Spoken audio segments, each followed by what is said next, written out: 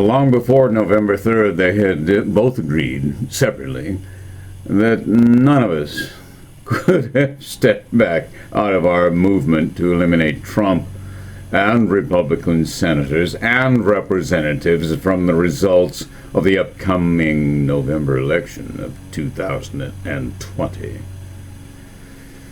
The United States of America had been tipping back and forth astride a wooden plank rocking across a cylindrical fulcrum. A giant America astride this board, rocking back and forth, retaining an exhausting balance from conservatism to liberalism, the cylinder itself covered with a projection of the continents of the earth. In the past, America has always been guided by the principles of capitalism and free trade. Following the Bolshevik Revolution, begun in 1917, there arose in the United States an intense and hatred, an intense distaste and hatred for communism, and particularly Marxist-Leninist doctrines. Private property would always remain a central tenet in American law and cultural and political thought.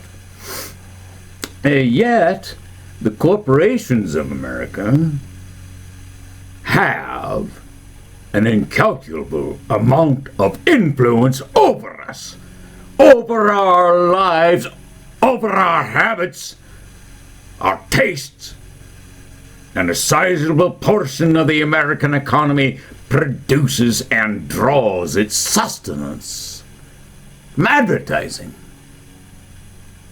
And in the rural enclaves across America, small towns of 5,000 or fewer people. So where do you fit along the political spectrum, Joe? Their dinner was before them now, having been served with a brief, annoying show of fanfare on the waiter's part. Kendrick yet to take a bite from his dinner plate containing 1/2 of a roast chicken, a small baked potato, and several spears of asparagus. He looked at her and said, "Well, I've always voted Democratic ticket, but at heart I'm a socialist. Democratic socialist. I'm a progressive like Elizabeth Warren," she said. "It's been clear to me for some time now that the health care in an advanced economy with over 325 million people simply must be administered by a non-profit government agency. The efforts of the Republicans to privatize the post office have been completely destructive. Ideologues control their party, Joe." Well, in 2016, they barely managed to make Trump palatable to the evangelicals.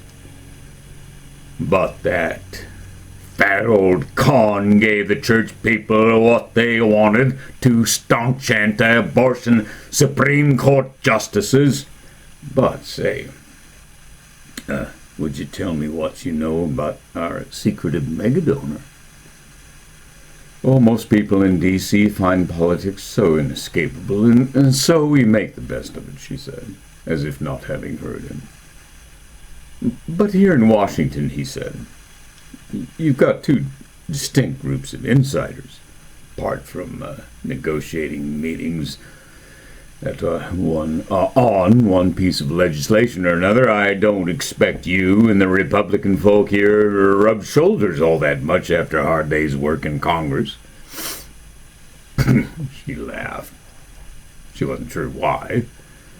Kendrick had a straight, serious face.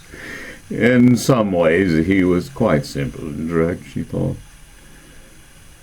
We vote-seeking campaigners from both parties all subscribe to the guiding principle that politics is theater. But as for the donor, his name is Felipe Obrador. He's quite brilliant, really. Women find his old world charm refreshingly attractive. He studied at Oxford and Sorbonne. Having a conversation with Felipe is always a pleasure. But I have to warn you, Kendrick. This man is very skillful at shaping the direction of a conversation. He finds politics a dreadful bore, as do most people, most of the time, even though it's our job to make sure they care more than they do. Well, clearly he's concerned about the climate crisis, he said. I've heard him speak about the climate crisis, what he calls the mounting doom. He doesn't mince words. He's phenomenally well read in the matter, and as Melinda and Bill Gates have so generously tackled the world of bacteria and viruses, Felipe Obrador has taken on this gargantuan problem of global warming. Well, I expect he and I will have plenty to talk about, Kendrick said.